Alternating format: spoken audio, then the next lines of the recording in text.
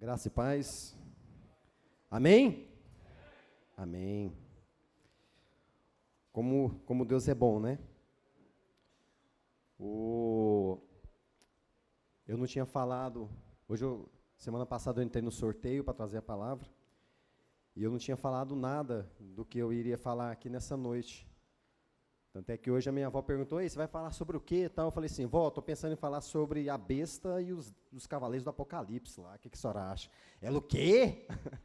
Falei: "É isso aí mesmo, mas Deus é bom." E hoje nós vamos falar um pouco sobre os valentes de Davi. Amém. Pode projetar aí 2 Samuel 23, 8 ao 12.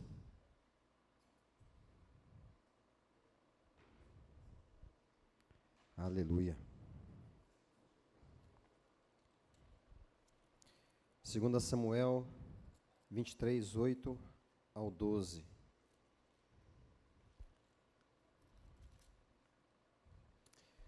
A versão da minha Bíblia é um pouco diferente da que está projetada, mas não tem problema, tá? Vocês podem acompanhar aí na versão que vocês tiverem aí. Amém? Em 2 Samuel 23, 8, diz assim. Podemos colocar em pé para ler a palavra? São estes os nomes dos valentes de Davi: Josebe Bassebete, filho de Taquemone, o principal de 3. Este braniu a sua lança contra 800 e os feriu de uma vez. Depois dele, Eleazar, filho de Dodô, filho de Aoi, entre os 3 valentes que estavam com Davi, quando desafiaram os filisteus ali reunidos para a peleja, quando já se haviam retirado os filhos de Israel. Ele se levantou e feriu os filisteus até lhe cansar a mão e ficar pregada a espada naquele dia. O Senhor efetuou grande livramento e o povo voltou para onde Eleazar estava, somente para tomar os despojos. Depois dele, Samar, filho de Agé, o Ararita, quando os filisteus se juntaram em Leí, onde havia um pedaço de terra cheio de lentilhas, e o povo fugia diante dos filisteus. Pôs-se Samar no meio daquele terreno e o defendeu. E o feriu os filisteus, e o Senhor efetuou grande livramento. Amém? Poder sentar. Só pegar uma retrospectiva histórica, né? Nós temos, lá em 1 Samuel 31, nós temos a morte de Saul. Né? Saul foi um homem que foi ungido por Deus, foi um homem... Coloca um pouco de retorno para mim aqui, por gentileza. Coloca um pouco de retorno aqui para mim, por gentileza. Saul foi um homem que foi ungido por Deus. No início do seu reinado, ele andou segundo os propósitos de Deus, mas um certo tempo da caminhada de Saul, ele se afastou de Deus e fez o que era abominável diante dele. Né? Até consultar os mortos, Saul fez. E a unção de Deus foi retirada de Saul, e essa unção foi derramada sobre Davi. Isso muito tempo antes de Davi ser proclamado rei. E lá em 1 Samuel 31, 12, né, lá fala dos valentes. É a primeira expressão na Bíblia onde fala dos valentes. Saul foi para a guerra. Quando Saul viu que ele iria ser derrotado, Saul foi lá, né, pegou a espada do seu centurião lá e tirou a própria vida. Né, os inimigos foram lá e a Bíblia fala, né, deceparam a cabeça de Saul. E a Bíblia e ali Saul morreu. O povo de Israel foi derrotado. E lá em 1 Samuel 31, 12, fala que os valentes, né, eles se dispuseram, foram até onde estava o corpo de Saul. Realmente ali, com certeza, era o local onde estava ali o acampamento do inimigo. Foram lá e resgataram o corpo de Saul. Amém? E depois disso, Davi foi proclamado rei. E quando a gente vê sobre a história de Davi, isso é só para a gente ter uma explanação, né? Eu gosto dessa foto, ficou bem legal, né? Falar sobre os valentes. Pensa vocês, se vocês fossem do exército inimigo, vocês verem uma imagem dessa vindo na sua direção. Né? Correr você não podia correr, mas pelo menos tremer nas bases, você ia tremer nas bases. Né? Eu gostei dessa foto aí. Né? E quando a gente fala sobre Davi, o que vem na nossa cabeça? Que ele era um guerreiro, não é isso? Um homem que venceu várias batalhas, um estrategista, né, um homem que conheceu várias conquistas. Davi foi um homem que não conheceu a derrota antes daquele pecado dele de ter mandado matar a esposa, o esposo da outra. Era um homem que não conhecia a derrota antes disso. Né, a vida de Davi, ela é marcada com relação a conquistas, né, antes do pecado de Davi e depois do pecado de Davi. Davi era um homem que não conheceu a derrota antes disso. Era um rei aclamado pela população. E o êxito nas vitórias de Davi, né, lógico, foram várias, mas eu destaquei 2 fatores do motivo que Davi era vitorioso. Primeiro, o Senhor era com ele. Amém? Quando a unção foi derramada sobre a vida de Davi, naquele momento o Espírito de Deus se apossou de Davi, e o Senhor era com ele. Nem todos os momentos Davi, na hora de ir para a peleja, na hora de ir para a batalha, ele consultava a Deus e Deus falava com ele, vai, não vai. E Davi tinha certeza da voz de Deus, Davi conhecia a voz de Deus. Então, primeira coisa, primeiro fator, o Senhor era com ele. Segundo fator, as pessoas que estavam ao seu redor. Davi conhecia as pessoas que estavam ao seu redor. Ele sabia como preparar as pessoas ao seu redor. Ele dava valor às pessoas que estavam ao seu redor. Tanto é que eles eram fiéis, eles eram íntegros e davam a própria vida por Davi. Mais à frente aqui, né, fala que uma passagem, que Davi estava ali se reunido lá com os seus, né, e um momento Davi chegou nele e falou assim, pessoal, ó, a gente está aqui cercado aqui pelos filisteus. Davi estava lá na fortaleza, e o acampamento dos filisteus estava em volta daquela fortaleza. E Davi desejou um pouco de água, porque onde ele estava não tinha água. E a Bíblia fala que esses 3 valentes, que nós acabamos de ler sobre eles, eles avançaram, entraram no meio do acampamento e pegaram água para Davi. Depois Davi não quis beber da água, foi sacrificar a água lá a Deus, oferecer a água a Deus, né, mas esses 3, né, entraram dentro do acampamento e pegaram a água para Davi. Eu fico imaginando como o exército, né, com certeza, o exército viu eles entrando ali. E o exército inimigo conhecia os 3. Né, eu fico imaginando o exército parado, os 3 caminhando ali no meio do exército, fala, eu só vim pegar água.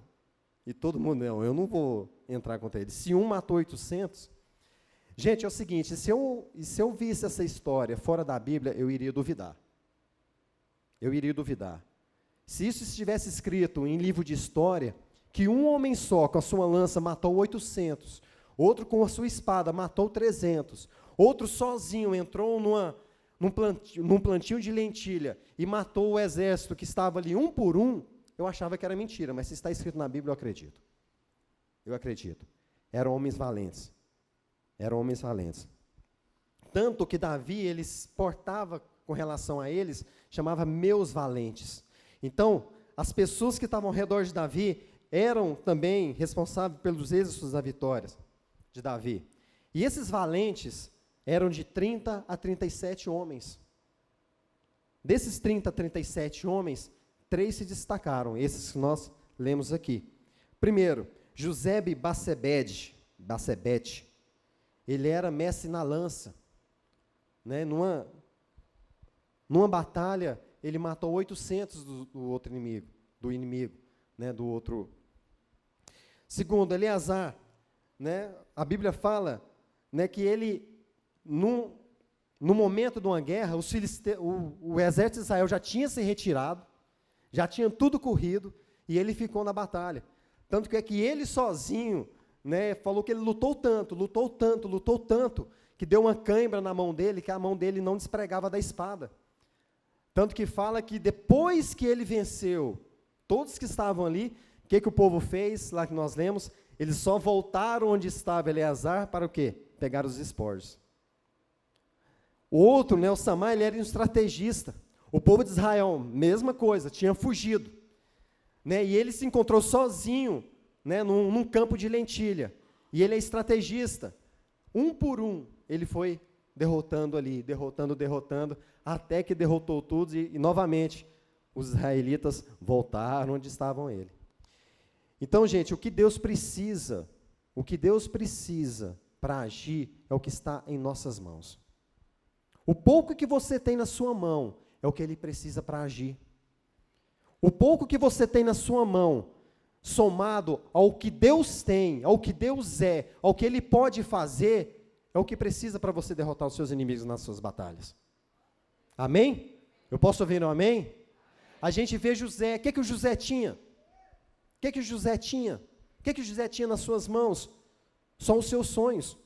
José só tinha sonhos. O que Deus fez? Deus pegou os sonhos de José e colocou ele como o homem mais importante da terra depois de Faraó. O que Moisés tinha quando o povo chegou diante do mar, né, e o exército do Egito estava atrás para matar, eles não tinham para onde correr. O que Moisés tinha na mão? Tinha só um cajado. O que Deus virou para Moisés e falou: Moisés, levanta o seu cajado que o mar vai abrir. Moisés não tinha nada, Moisés não podia fazer mais nada, ele tinha um cajado na mão.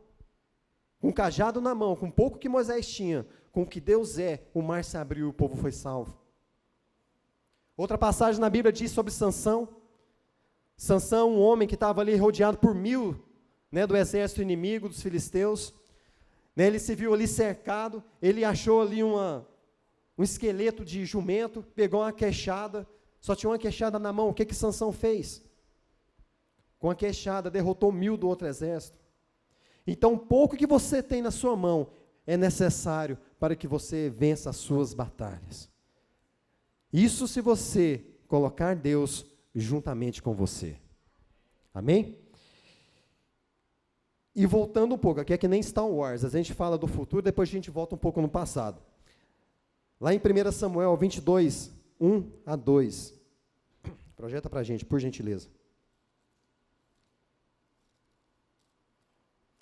Essa passagem diz que quando Davi, ele fugindo de Saul, ele se escondeu ali na caverna, numa cidade chamada Adulão. Né, uma caverna ali chamada Adulão. E Saul queria matar Davi. Né, Davi, ele tinha ido a vários lugares, né, onde Saul descobria que Davi estava, ele ia lá e tentava matar, Davi fugia. Até que um momento Davi se escondeu em Adulão. E a palavra de Deus diz, lá em 1 Samuel 22, 1, Davi retirou-se dali e se refugiou na caverna de Adulão. Quando ouviram isso seus irmãos e toda a casa de seu pai desceram ali para ter com ele.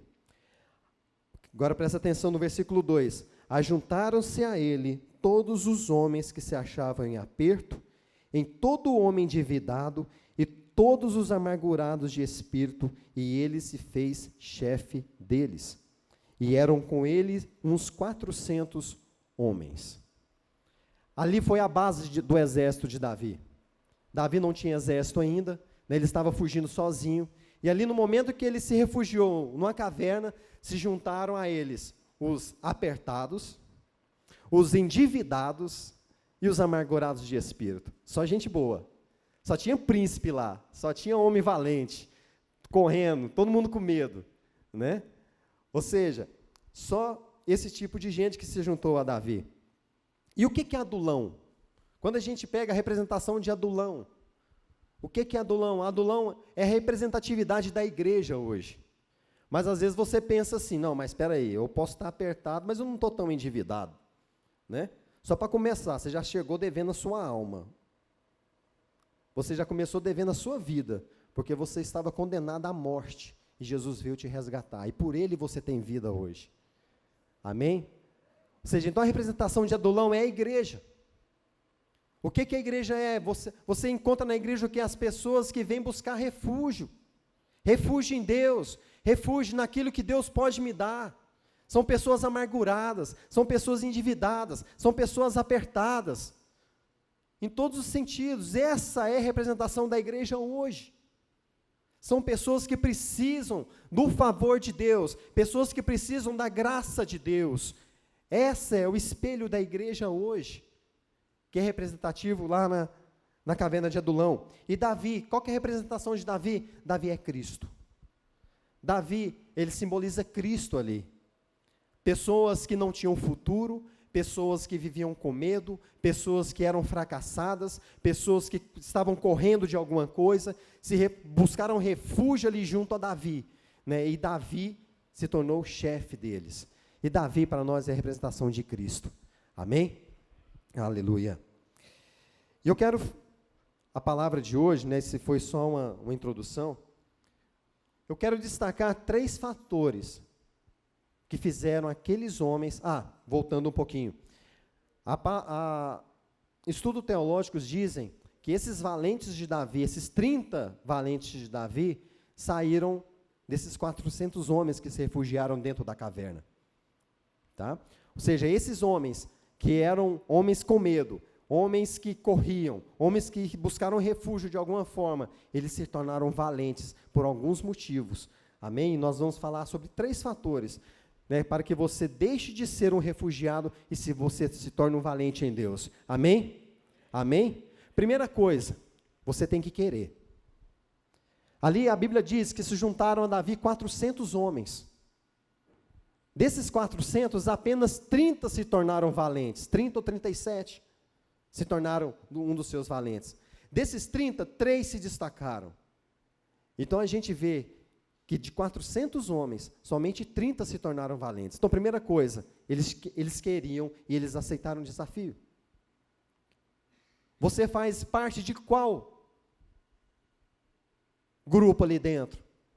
Aqueles que querem se tornar valentes, aqueles que querem vencer as suas batalhas, aqueles que querem se tornar valentes, se tornar ousado, corajoso, ou você faz parte dos 370 que participaram da guerra, se tornaram um exército, mas não eram considerados valentes? Você faz parte de qual grupo? Isso você tem que querer. Isso você tem que querer.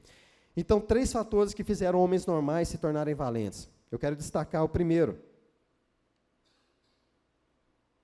Comunhão. Davi, ele tinha comunhão com aqueles homens. Eu não sei o tempo que eles ficaram ali reunidos. A Bíblia não fala o tempo que eles ficaram ali refugiados. A Bíblia não fala o tempo que, depois que eles saíram dali, o tempo que eles ficaram, né, fugindo de Saul. Né, eu não sei. Né, mas ali, com certeza, primeira coisa, eles tiveram comunhão. Vamos abrir lá em Atos 2:42.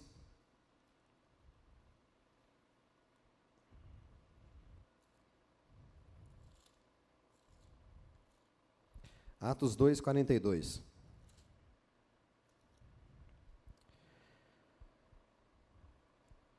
Está lá projetado. E perseveravam na doutrina dos apóstolos, na comunhão, no partir do pão e nas orações. Em cada alma havia temor, e muitos prodígios e sinais eram feitos por intermédio dos apóstolos. Todos os que creram estavam juntos e tinham tudo em comum. 45. Vendiam as suas propriedades, bens, distribuindo o produto entre todos, à medida que alguém tinha necessidade. Diariamente perseveravam unânimes no templo, partiam pão de casa em casa, tomavam as suas refeições com alegria, singeleza de coração.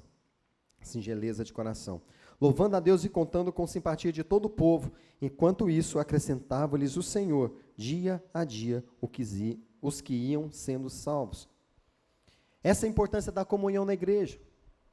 Você só pode ser treinado por Cristo, se você tiver comunhão na igreja. Cristo só pode te treinar, Cristo só pode te liderar, se você tiver comunhão na igreja. A comunhão na igreja é o termômetro da comunhão que nós temos com Deus. Não adianta você pensar, eu tenho comunhão com Deus, mas eu não tenho comunhão com a igreja. Isso não são opostos, isso são pregados ali. Você só pode ter comunhão com Deus se você tiver comunhão na igreja. Isso é muito importante. Isso é muito importante. O que é comunhão? A comunhão vem de koinonia, companheirismo, participação, comunicação, compartilhar. E com quem? Com quem te edifica, meu querido. É com quem te edifica. Quem te traz uma palavra de edificação. Quem te coloca para cima. Não tenha comunhão com aquele que tem inveja de você. Não tenha comunhão com aquele que tem uma palavra que te leva para baixo. Não tenha comunhão com aquele que não te leva a produzir alguma coisa. Não tenha comunhão com aquele que não te faz edificar em alguma coisa. Aquele que não te faz crescer em algo. Não tenha comunhão com esse tipo de gente. Não tenha. Tenha comunhão com quem te edifica. Tenha comunhão com quem te dá uma palavra de encorajamento. Tenha comunhão com quem enaltece as suas qualidades. Tenha comunhão com quem te edifica. Amém?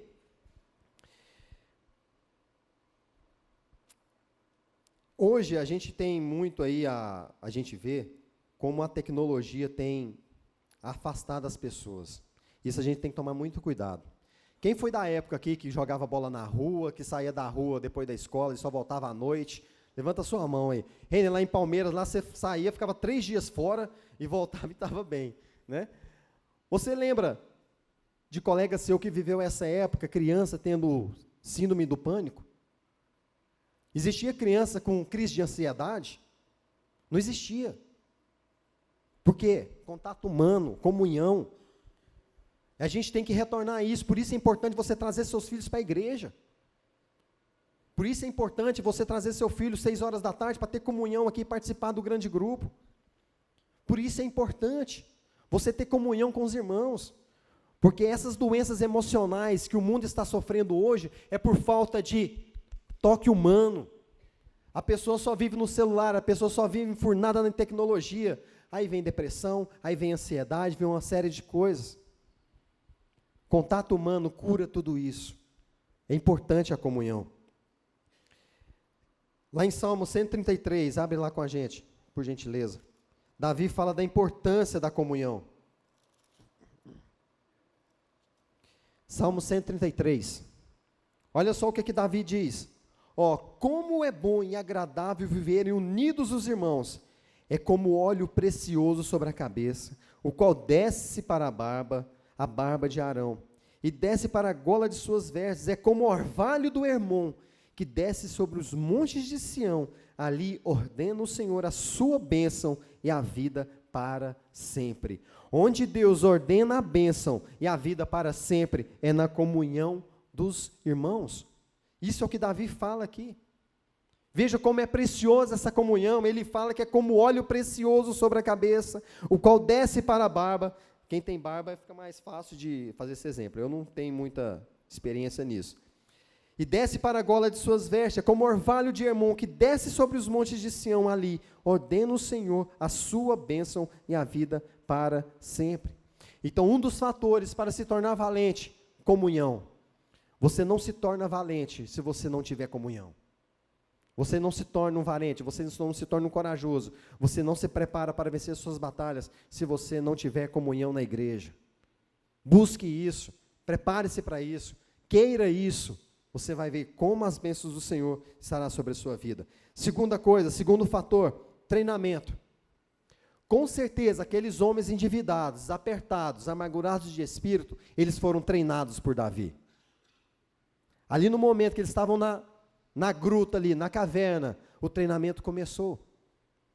E Davi começou ali o treinamento, falou, não é assim que age, não é assim que você deve pensar, não é assim que você deve manejar uma espada, não é assim que você define uma estratégia, não é assim que você maneja uma lança, não é assim que você pensa, não é assim que você deve acreditar. Davi começou a treinar aqueles homens. Amém? Abre comigo lá em Efésios 10, 6, do 10 ao 12. Efésios 6, 10 ao 12. A palavra do Senhor diz assim, Efésios 6, 10. Quanto mais sede fortalecidos no Senhor e na força do seu poder. 11. Revestivos de toda a armadura de Deus para poderes ficar firmes contra as ciladas do diabo. Porque a nossa luta não é contra o sangue e carne, e sim contra os principados e potestades, contra os dominadores deste mundo tenebroso, contra as forças espirituais do mal nas regiões celestes. Quando a gente tem noção de tudo que a gente faz é para engrandecer a Deus, nós temos consciência de que as nossas lutas são espirituais. Se na sua empresa, onde você trabalha, você tem que espelhar Cristo, os seus funcionários têm que ver Cristo em você, ali a sua conduta não é mais natural, a sua conduta também é espiritual. Se você é funcionário público e ali você tem que espelhar a glória de Deus, o que você faz ali não é somente natural, ali se torna uma batalha espiritual. Então, quando você tem consciência, né, que você tem que espelhar Deus em você, você tem consciência que nada mais é só natural. tudo se torne espiritual. Porque o que você faz, o seu sucesso, as suas ações, né, o que você faz tem que refletir a glória de Deus. As pessoas têm que ver Deus em você. E quando você tem essa consciência, você vê que a sua guerra é espiritual. Romanos 10, 17, diz assim, outro fator importante para o treinamento. Lá em Romanos 10, 17, Paulo diz assim, e assim a fé vem pela pregação, e a pregação pela palavra de Cristo. Onde que você recebe, né, a palavra de Cristo? Onde que você recebe ministração? É na igreja. Fala mais alto, onde você escuta a pregação, onde você escuta a palavra do Senhor, onde a sua fé é fortificada, então não existe treinamento fora da igreja. Bota isso na sua cabeça, meu irmão. Se você ficar em casa, né, assistindo Faustão, assistindo Fantástico, você não vai estar treinando. Se você ficar em casa assistindo o jogo do Flamengo, você não vai estar treinando. Se você estiver assistindo o jogo do Vila, se você é torcedor do Vila, já é outra coisa. Porque você torce para o Vila, né, Deus está trabalhando até nisso. Por quê? Quando você torce para o Vila, nada pode te frustrar. Nada.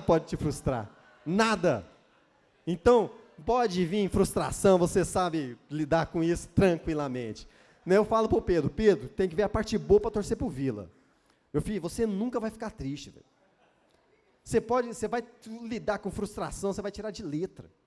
Né? Já tem que começar desde cedo, treinar a criança. Agora treinar para esse time que ganha de 4-1, né, do Corinthians, que ganha 10-0, não sei de quem é isso, não tem graça nenhuma, isso não leva ninguém para lugar nenhum. Amém? Então, treinamento é na igreja.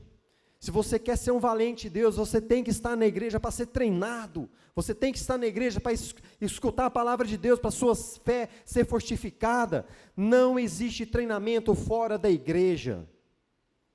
Não pense que você só em casa, lá, vendo os vídeos de YouTube, né, você vai ser treinado. Não vai. Você tem que estar na igreja. Treinamento é na igreja. E por último, ter consciência do que nós somos. Lá, bem no fundo, ter consciência do que nós somos. Com certeza, aqueles homens que se reuniram ali com Davi, né? Homens que não tinham perspectiva nenhuma, que não tinham futuro nenhum, Davi foi trabalhando na vida deles. Vocês não são assim, vocês são valentes, vocês são ousados, vocês são pessoas vitoriosas, vocês são pessoas que podem vencer o inimigo, né? Vocês não vivem com medo, vocês não podem viver com medo, né? Vocês não são frustrados, vocês não são derrotados, vocês são vitoriosos. Davi começou a colocar na cabeça daqueles homens o que eles são, o que eles eram no fundo. E muitas vezes na igreja a gente vê pessoas que não têm consciência do que é. Muitas vezes a gente vê na igreja pessoas que não têm consciência no fundo da importância que elas têm. Muitas vezes, e o que nós somos? O que é ter consciência do que a gente é? Coloque isso na sua cabeça. Você é filho. Você é filho. Posso ouvir um amém? Você é filho. E filho de quem? No ser todo-poderoso que pode tudo. Tenha consciência do que você é filho de Deus. Olha lá o que colocou lá em 1 João 3:1. 1 João 3:1. Olha só o que a palavra de Deus diz. Vede que grande amor nos tem concedido o Pai, a ponto de sermos chamados filhos de Deus. E de fato somos filhos de Deus. Por esta razão o mundo não nos conhece, porquanto não conheceu a Ele mesmo. Olha só, o amor de Deus para você. Você era uma pessoa condenada à morte? Você era uma pessoa condenada ao inferno? Você era uma pessoa condenada ao fracasso? Você era uma pessoa condenada a não ser nada? Deus veio e através do seu Filho Jesus te fez filho de Deus.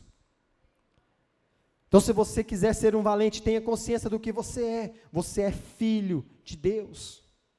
Você é filho de Deus. Olha lá que diz em Romanos 8. Para terminar, a equipe de louvor pode subir, por gentileza.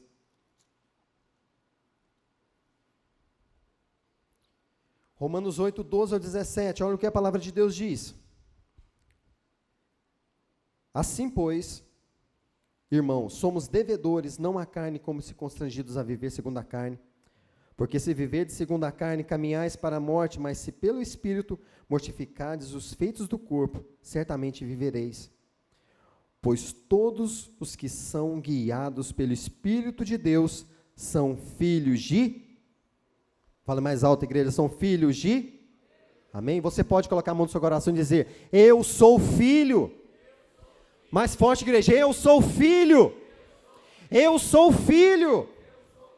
Aleluia. No 15, porque não recebeste o espírito de escravidão, mas viverdes outra vez atemorizados, mas recebestes o espírito de adoção, baseado no qual clamamos, Abba, Pai. O próprio Espírito testifica com o nosso espírito que somos filhos de Deus. Ora, se somos filhos, somos também herdeiros, herdeiros de Deus e co-herdeiros com Cristo. Se com Ele sofremos, também com Ele seremos glorificados. Aleluia. Você é filho, meu querido. Você pode se colocar em pé?